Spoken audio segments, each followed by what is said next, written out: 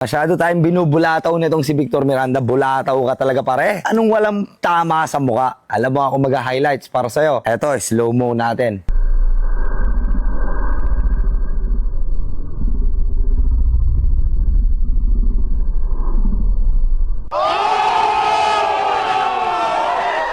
Okay mga kapengyo, good morning sa inyong lahat. Meron na naman tayong quick update about nga dito sa rest back ni Billy Jack Sanchez patungo kay Victor Miranda. Alam naman natin kahapon lamang naglabas nga ito ng video si Victor Miranda na kung saan binaliwala lang daw niya yung mga suntok neto ni Billy Jack at sa katunayan daw hindi naman daw talaga tumama etong si Billy Jack sa kanyang pagmumuka. Kung hindi tinamaan lang ito sa shoulder at sa ilang parte lang ng kanyang katawan na nakita nyo naman mga kapengyo dyan sa may video natin na talagang kitang-kita naman talaga yung pasa dito sa likuran ng kanyang shoulder. At dito mga kapengyo, pinabulaanan po ito ni Billy Jack. At tara mga kapengyo, sabay-sabay natin panoorin. Dito nga kay Billy Jack Sanchez, you wanna know why? Sa mukha tumama yan. Sa mukha ng kapahanan. Saan tumatama? Dito lang tumama. Nabisa pinaulit yung video. So yan mga kapengyo, ito nga yung sa video ni Billy at pinakita nga niya dito na yes, meron nga talaga dito pasa si Victor Miranda, no? Hindi lang ganong halata kasi may balbas siya mga kapengyo, pero kitang-kita talaga na yan, meron siyang pasa. Malamang mga kapengyo, pag tama dito sa kanyang shoulder, dumulas dito papunta, no? Yung pag right hook ni Billy sa kanya, shoulder, then papunta dito sa left ng kanyang ng panga. Ayun tinamaan. Magaling lang din talaga umilag si Victor kasi kumbaga nagso-shoulder roll si si Victor nung panahon na sumusugod na si Billy at nag-step back siya. Kaya medyo nahihirapan din patamaan siya ni Billy. Oo, meron, may pasa nga siya, may pasa siya dito mga kapengyo.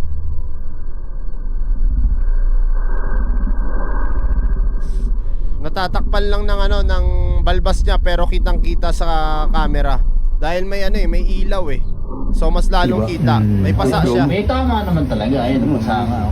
Kung sa mukha tumama ko yan, di sana kita. Hanggang ngayon Meron. Oo, kitang-kita nga. Eto na.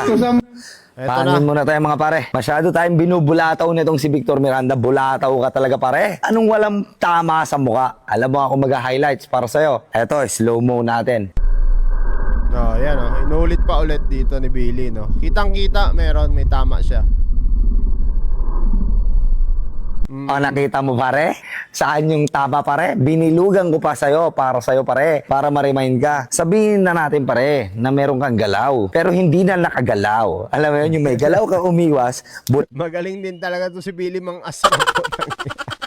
Pero totoo yun mga kapengyo, nung si Billy na ang umatake sa kay Victor Miranda, hindi na talaga nakasuntok si Victor Miranda. Ang nangyari sa kanya, more on defense na siya. Hindi na niya ma-counter yung pag-atake ni Billy sa kanya. Bulataw, pero di na nakagalaw. Nasaktan pare. Isipin mo, 6 days pare. 6 days? Simula nung kadating ko, nung nagsuntukan tayo. Ngayon ka lang nag-video-video, may pasa ka pa rin. Aray ko, asan yung chip shot mo boy? Guwapong guwapo, left and right. Oo, kay Billy talagang wala mga kapengyo partida, nakauna pa ng 3 suntok si Victor Miranda sa mukha ni Billy pero kita natin wala talagang pasa. Yan, tinitignan ko nga dito mga kapengyo sa anggulo ng chin niya dito kasi dito siya nasapak tsaka dito. So wala naman, wala. Ukalang galos pare. Yung sa'yo naninilaw pare, ano yan pare? May hepa ka na ba pare?